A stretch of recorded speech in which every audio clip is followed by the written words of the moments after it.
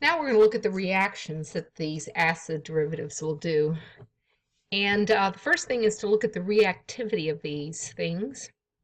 Acid halides are most reactive, then anhydrides, then the esters, and then the amides. And even though nitriles are not really an acid derivative, we can look at their reactivity, and we can consider the nitriles to be even lower in reactivity than the amides.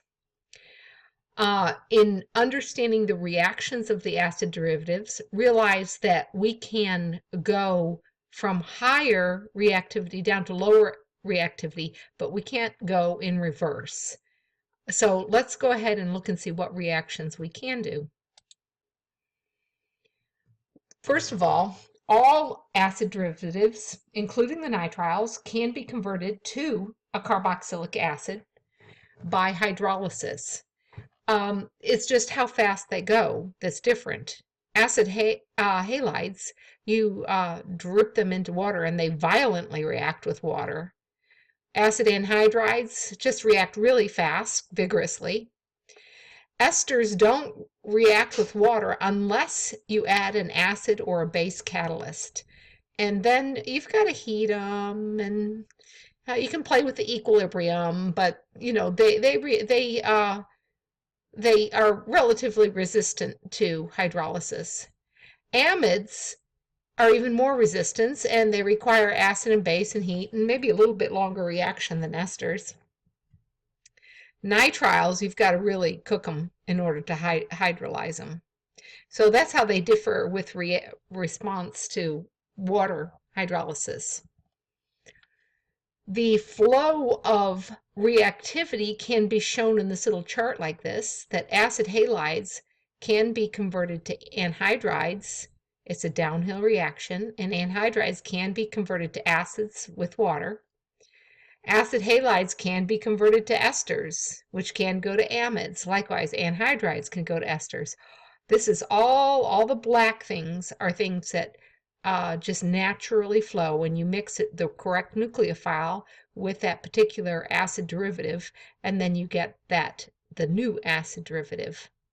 We can always get ourselves back up to the top of this reactivity flow by converting an acid to the acid halide with thionyl chloride. Acids also can be shoved back up to an ester by not quite a reaction that's in this. It's a little bit different. We're doing an SN2, and instead of doing nucleophilic attack on the carbonyl, we take a carboxylic acid salt and do an SN2 on an alkyl halide, which of course has to be primary. Also, we can shove an acid up to an ester. This is the only one that we can do, going back upwards by well, not quite, but we can take an acid up to an ester by having the acid and the alcohol and manipulating the equilibrium to shove it up to the ester. Okay.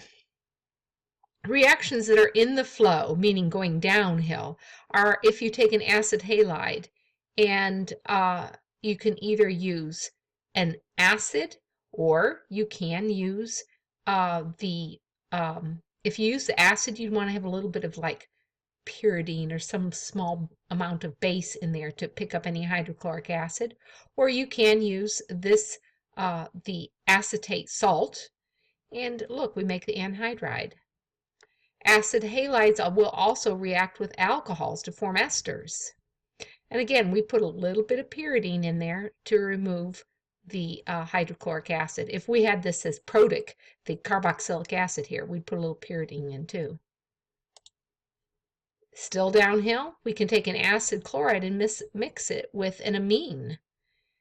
Any excess, you usually use excess amine. You could use pyridine in there if you had a very expensive base here, but usually what we do is we just add excess of this amine. You can form all different types of amides. This amide has only one alkyl group on it. This has two alkyl groups. We can have an amide group that has no alkyl groups on the nitrogen.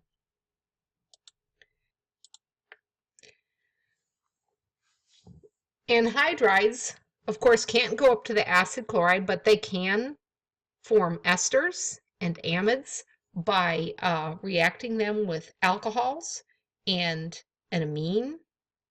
We can use secondary amines and ammonia and get different numbers of R groups on that nitrogen. Esters will also form amides. Oh, let me go back and show you something. If you look right here, you can see that half of the anhydride gets wasted. So only 1/2 of it is used to make the functional group that you want. Half gets wasted. And usually what we're using here is something like acetic anhydride. So this makes acetic acid, or benzoic anhydride, and that makes benzoic acid. And it's relatively easy to remove it by acid and base wash, base wash here. But just realize with the anhydride, half gets wasted. Esters will form amides. You can't go up to an anhydride and it can't go up to an acid chloride, but it can go down to an amide, and of course you can take it down to an acid. And then how do you get back up to the reactivity, the top of the reactivity flow?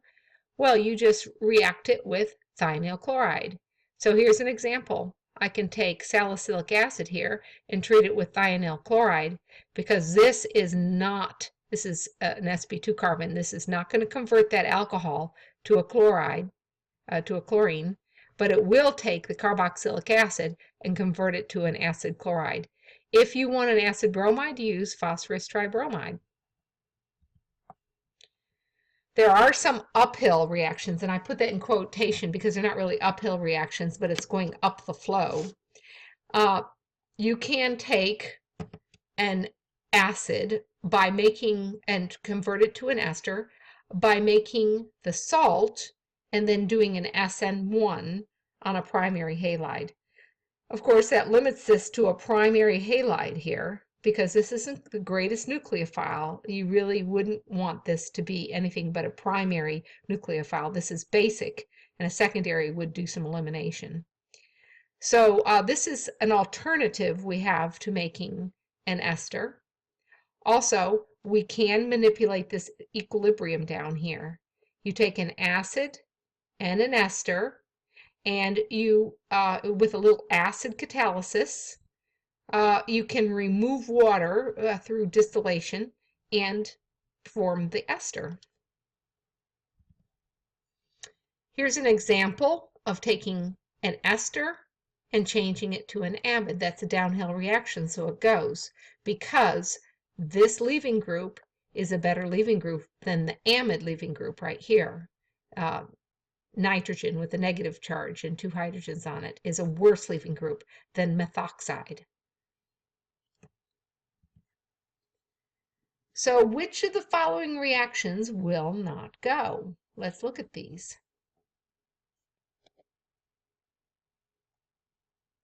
Okay, if I look at this reaction, I have an ester here and a carboxylic acid making an anhydride. Will that one go?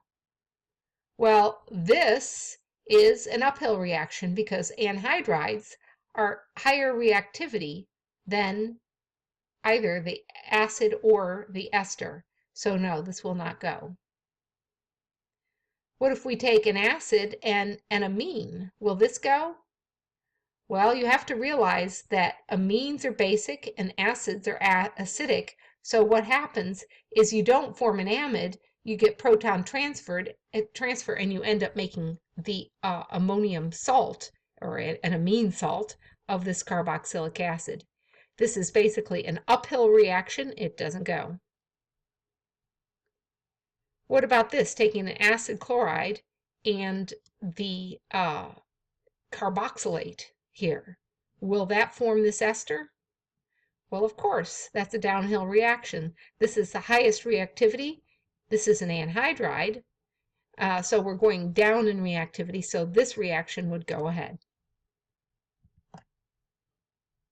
So how can you prepare caprolactam, this right here, from 6-aminohexanoic acid? Well, you look at this and you say, well, I know I can't go from an acid to an amide, but I can take this up to the acid chloride, and then what would happen is immediately, as soon as you form the acid chloride, this would do nucleophilic attack on this carbon, and the chloride, excuse me, would leave.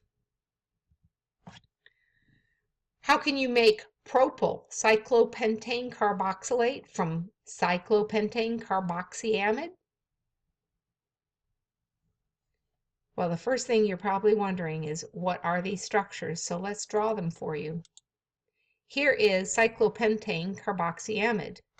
Here is propyl cyclopentane carboxylate. Okay, so how can we take this, how can we take this amide and make this into an ester? Well, that's an uphill reaction. So we can't go uphill. What can we do? We could convert it to an acid first, and then once I get the acid, I can make the acid halide and then treat the acid halide with the alcohol. So what do I need to do to go from the amide to the carboxylic acid? You can use sodium hydroxide and water. You would have to wash it with acid to reprotonate the salt that would form. Then I can use phosphorus tribromide. Then after that, I would just treat it with the alcohol and it would end up giving me this. So how might you make NN-dimethylpropionamide from chloroethane? Well, here's the chloroethane, and here is NN-dimethylpropionamide. Well, you might look at this and say, well, these two carbons might be these two, or you might say these two carbons are these two. It's a lot easier to functionalize an end of a compound, so I'm going to say these two carbons are probably these two carbons, and that somehow I had to add a carbon. That makes me think of this, that this used to come from this, and that makes me think that it used to come from this. Y'all see how this is related? You see, this is an acid derivative, so I know it needs to come from an acid. That acid, I know, can come from something that had an extra carbon added to this. What's an easy way to add an extra carbon? Well, really, instead of doing this, you could have used magnesium and carbon dioxide, magnesium to form the Grignard reagent, and then carbon dioxide. That would have worked too. I just picked this way because it was primary, but either way would work fine. Okay, so now all we have to do is figure out what are the reagents.